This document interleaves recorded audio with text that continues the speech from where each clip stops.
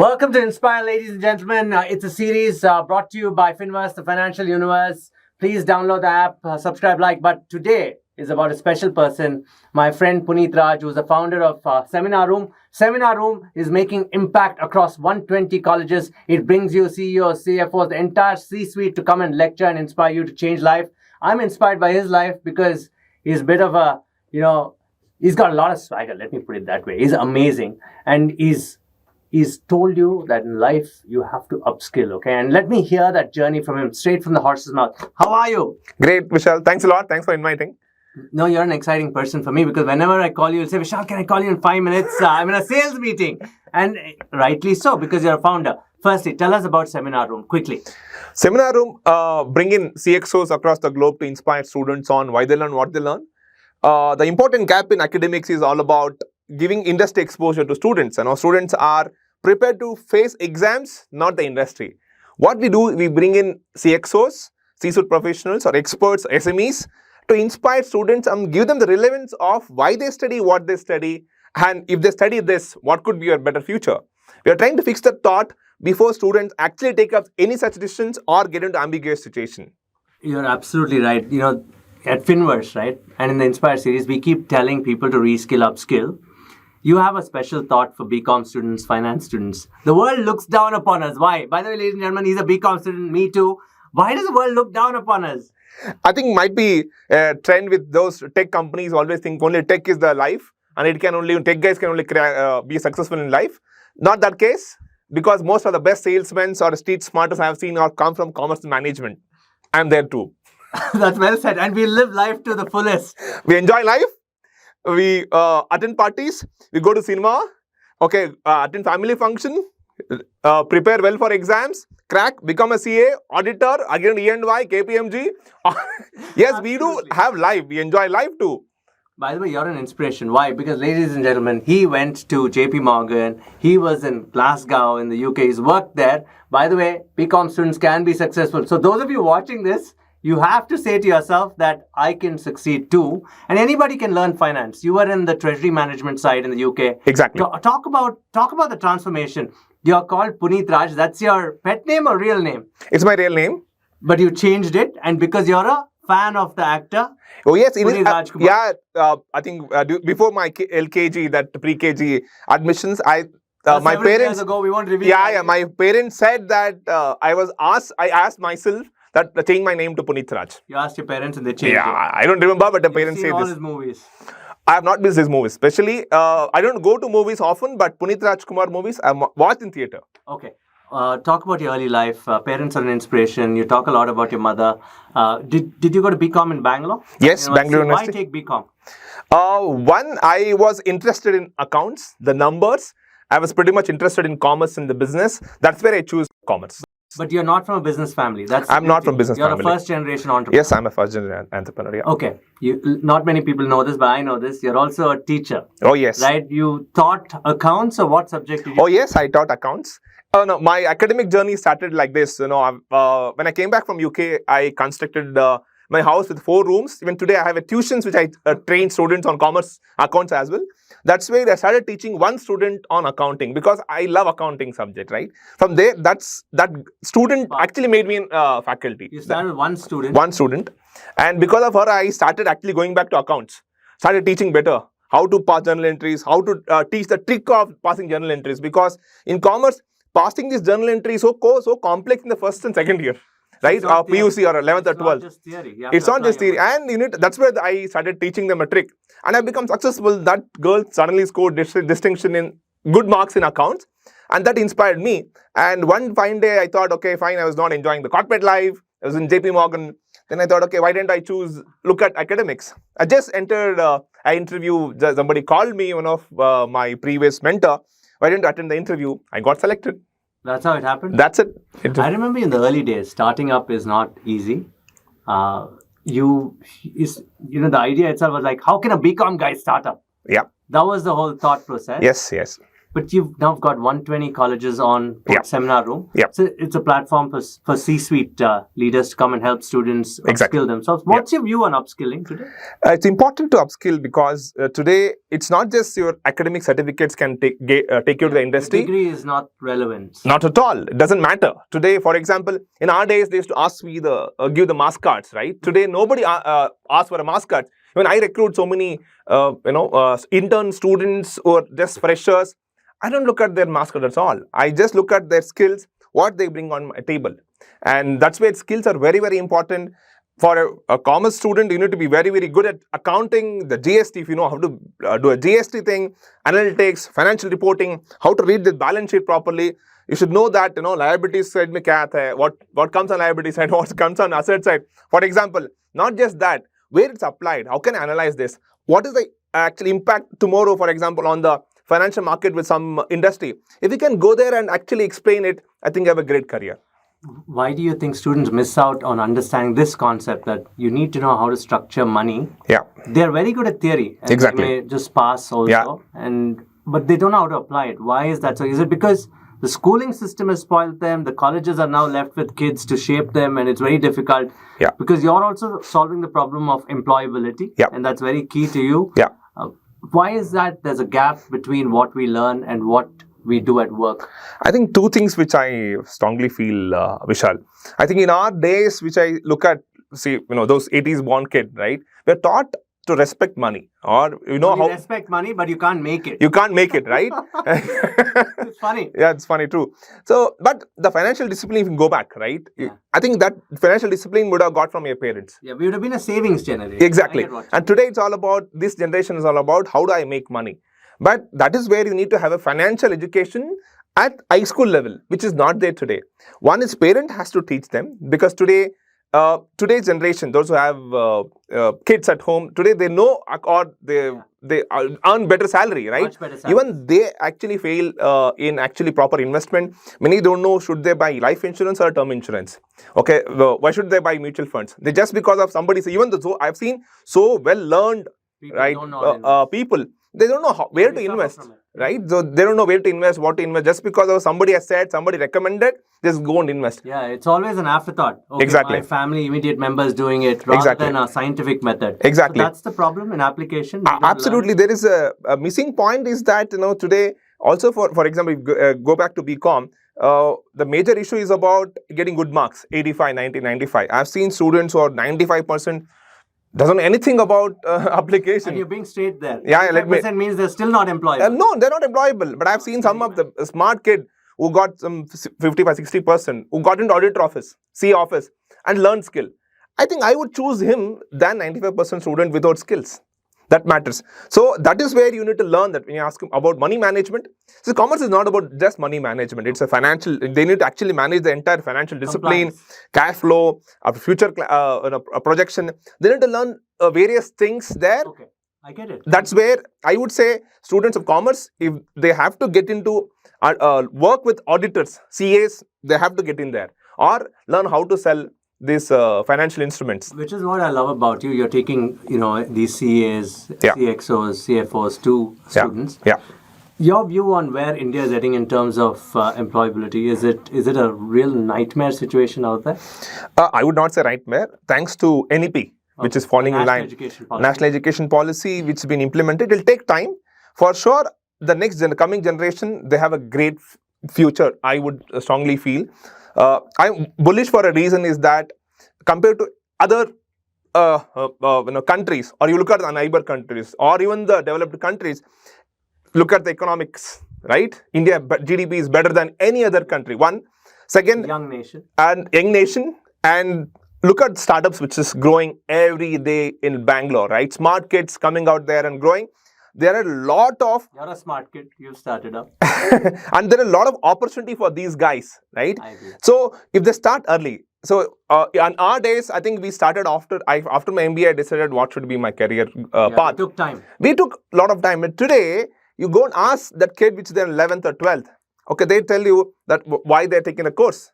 I think they have a clarity today, thanks to the disruptive online educations. So you're saying there's no excuse today. There's enough information for you to use. Yeah. Get off Netflix and other brands maybe. Yeah. No offense to Netflix. Yeah. You can still watch, but also find time to study. Yeah, you know what? It's not just $5.99 you're paying or $1,000 you're paying for Netflix. Your number of hours, you calculate that and look back and see that you're paying at least 15,000 rupees per month for Netflix. Yeah. The amount of time you sit there. Yeah. Instead of that, go and learn the skill. You'll get at least 4 times, 5 times. Brilliantly said. At my venture labs where I work, I've seen the students of these guys, because I work with these tech interns, smart kids. They get decent amount of pocketful money in the interns. Yeah. Smart kids develop app, right? And today it's okay. Even commerce students can also learn no coding. There are coding no with code, code, right? So commerce students, they have to today. It's not just an our days only about learn BCom, learn taxation, direct indirect taxation, go to audit office and learn some skill, get MBA. It's not auditing. It is not just that today. It is, you have various opportunities. Yeah, see, this only suggestion is that start early. Start early. Yeah. That's a brilliant point, guys. If you're watching this, you should be inspired by now. Puneet, I want to ask this side of the story of yours. When you started up, you were a BCom guy, you had worked in JP Morgan and other places, and that too in England, and you come back, and you're suddenly exposed to a world where you have to do sales, marketing, hire people. Talk about that difficult aspect. I've seen you struggle personally. And I feel mighty proud that you've gone from 0 colleges to 120 colleges today. Yeah. So please tell me, how did you manage that? And a lot of people saying that you won't succeed. How do you manage that? What keeps Puneet alive? Yeah. See, let me share one example of my own experience. My mother went to ask for admissions at better college, right? Wherein that my relative wasn't happy that I'm taking commerce. And they said to my mother, commerce students don't succeed. And this is literally, I'm telling this what happened. But today that person calls me for his son admission. Can you help me? That same person. Same person. It's like karma. Come back full circle. But nothing against him, but you helped him. Yeah, I helped him. It's a different story. Just to share, after my BCom, I got an opportunity to work with cooperative society. Okay. That way, the Finverse is trying to inspire students on, guys, learn, get skills and get employed. My first journey, my first salary was 2,500 rupees in a CASIA cooperative society, which is called CASIA, Industrial Association. They have a cooperative bank, cooperative society. I started my job there. I worked for almost for a year. Then I got into MBA. In MBA, after my second semester, I had a semester break.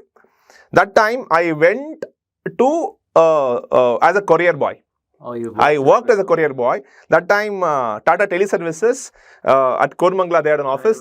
You need to go and actually give this bill to every house. It's not the way it's e-copies today. You need to give it this telephone bill, right? That's where you learned your sales? Yes, but that's where I understood the difficulty of sales. That's where I choose finance. The one side, the other side of it. So that is where that's where I decided finance. Okay, sales is a very tough job. Okay, get into finance. But you got back to sales. Got back to sales, and I'm doing amazing now. How tough was it? Talk about the first sales. Do you remember? Oh, I remember the first sales. I was in academics, right? Academician, transforming to an entrepreneur was a difficult journey. Corporate to academic? Corporate to academics was not much difficult because I already taught a student there. Okay, I was very good at that. My subject, whatever I was teaching, I was so good. And of course, somewhere, thanks to my last 15-20 years of my journey with various NGOs, I was good at public speaking as well. So that made me a good faculty there. But the transformation from academics to entrepreneurship was not easy. It was because it's not just transformation of a day job. It's transformation of your attitude, transformation of your thinking, transformation of your lifestyle itself, right? As an entrepreneur, you need to have a separate, that is called Parakaya Pravesha. Entrepreneur is a different ball game altogether, a different life altogether. You need to visualize so much, you need to plan so much, you have to accept the failures. In the first pitch when I went there, I failed. I didn't know, am I pitching my product or am I selling my vision? That's a difference. So and BCom students should know this. There's something called product, there's something called vision. Right. And my first pitch to one college, thanks to them, today they are also my clients, thanks to that, wherein I didn't understand what I was pitching. I came out and I asked my partner, Pankaj, what will we pitch here? So what should you pitch? Vision or product? That day we were so confused what we were pitching. We didn't know. So that's the entrepreneurship life. What should we pitch first now? As an entrepreneur, you need to sell your passion, your dream. Let the sales guys or BD guys go and sell your product. So you sell the vision. Wow. As a CEO, as a startup founder, you need to sell your passion. You need to sell your dream. You go and talk about your ideas, how it can go and have an impact, the way you're doing today. Right, Vishal? You're trying to bring that impact to students about how can they upskill and become successful. All on the same journey, right? So this is where as a co-founder, as a founders, right, of a startup, it's important to you go and share your ideas and dream. Okay. Final question. Advice to students there from any walk of life trying to learn finance. What should they do? Should they reskill, upskill? General advice. It need not be finance. Also, what do you think life's going to be for them if they don't upskill? A lot of BCom students, like I said, in smaller towns will say, hey, I've done BCom, let me go become a taxi driver. Yeah. Or this electric vehicle food delivery boy. Yeah. That's a demeaning business. It doesn't have growth in the long run. Yeah. Your thoughts on that and why they have to give their degree a chance? Okay. So I'm sorry to say this, one of my friend who did a BCom with me, right? That time, 20 years before, he turned to be an auto driver. You became an auto driver? You became an auto driver. Nothing wrong with the profession, but nothing wrong with the profession. He didn't give his degree a chance. I didn't complete, in fact. Sorry, I didn't complete it. I think he stopped at second year itself. Why you didn't see value in it? Yeah. That time, they were so confused about how do I go and actually implement. So, there was no clarity. But today's world, there is so much of opportunity. For example, somebody know how to file GST. Yes. Get 20 clients. And you've done your job. I think for sure you charge, for example, 500 to 1,000 rupees per month, right? You have 25 to 30,000 rupees. Easy money. Yes. Easy in the sense you have good money. You need to acquire clients. Yes. But go and sell it. Because there is no free lunch on this earth. You need to go there, right? You need to show that how can you add value. For GST filing, when you're paying 500 rupees to 1,000, start upskilling. My suggestion for the commerce students, initially work somewhere as an intern. Yeah. Right? I would vouch. Go to the auditor office. I'd vouch for that. Right?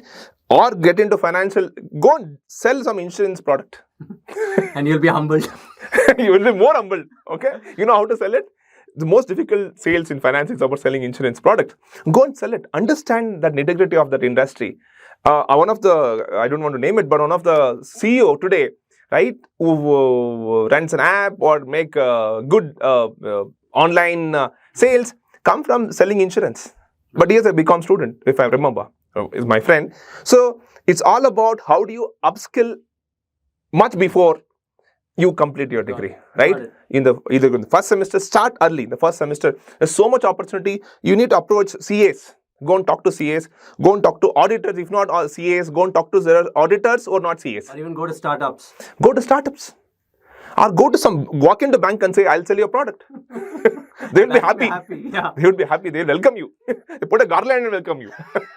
Right? Where do you get this bundle of energy? And who inspires you? My God, man. I love people with energy. And the other person is Ryan, the CEO of Finwords. I love him because of the energy. Where do you guys get this energy? I think from people we talk like you. Come on, you're being bashful now. Go on.